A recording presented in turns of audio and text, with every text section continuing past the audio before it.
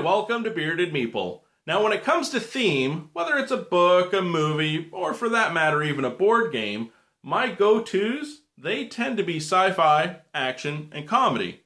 Don't get me wrong though, I certainly enjoy a good thriller or horror story every now and then. It's just that my imagination gets the better of me, and I'll have really awful nightmares and scream out in my sleep at the top of my lungs like a little kid. It's not pleasant. But today's game, it grabbed my attention enough that I wanted to take a look at it. It's set in a 1980s slasher genre, and they fit a lot of game into a little box. It plays 2 to 6 people in about 30 minutes or so, and it's brought to us by Toy Story and Enterprises. It's Crimson Creek. Let's take a look at it. The game takes place in 3 acts, and there's 3 scenes in each act. You're basically trying to discover Klein's lair and who Klein has actually possessed. We have Klein locations on the peak mats. Those peak mats are associated with player location cards. We have tokens for the players. If you're not playing with 6 people, the other characters will be in the game as well. Each token is double-sided to show their regular face and their, oh my goodness, someone's getting killed, or I'm getting killed, or I'm gonna run away face. We have tokens that you can take and hide in, but they'll only be useful if you're actually in the location that you need them. We have reveal, search, and attack cards that will be used in the game, a couple clues, and if you're gonna share information, you have to be on the same card, and then instead of talking, you can just take this card and point to certain words on it and let people know information that way. Let's take a look at what you're going to be able to do. On your turn, you get 2 actions. Your actions include run, move your character token to an available adjacent location. You can only ever have 2 people in one spot though, or if there are 2, you could swap yourself for someone else. You can peek. Take a look at the card on the peek mat matching the icon on your location. So as the cheerleaders in the cemetery and they have the binoculars, they could look at this card. You can hide. You can grab a hiding place tile, but you're only able to use it when Klein attacks if you're in the proper location. You can hide in the truck, the bed, or the boat.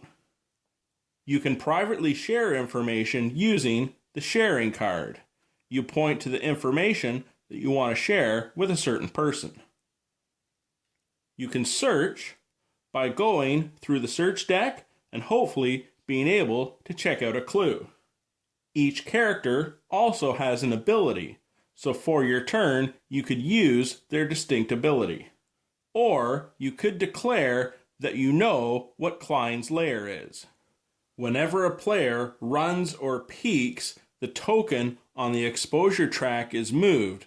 That increases your chances of an attack happening. In the attack deck, there are hatchet cards and calm night cards.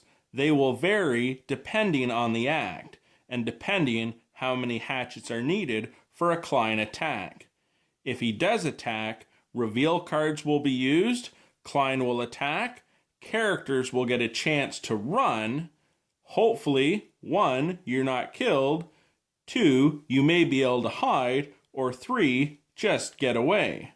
At the end of 3 acts, you can either have solved what the lair is, or who Klein was, hopefully make your accusations, and survive.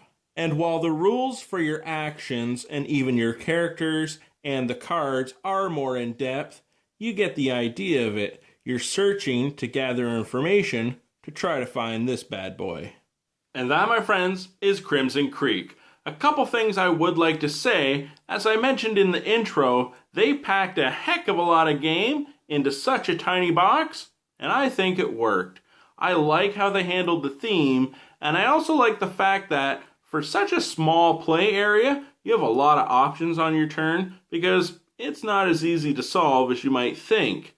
And in this day and age of all these hidden identity games, this one has a chance to stand out in the crowd. Now, one thing I will mention is I felt the game was a little fiddly in some of the turn actions, and also at the end game, because if you didn't get killed, and if you're able to figure things out, and if you weren't Klein, and then you went through your whole thing of suspects, I just thought it could have gone a little smoother, but I nitpick. I do hope you check it out. I'll talk to you again soon.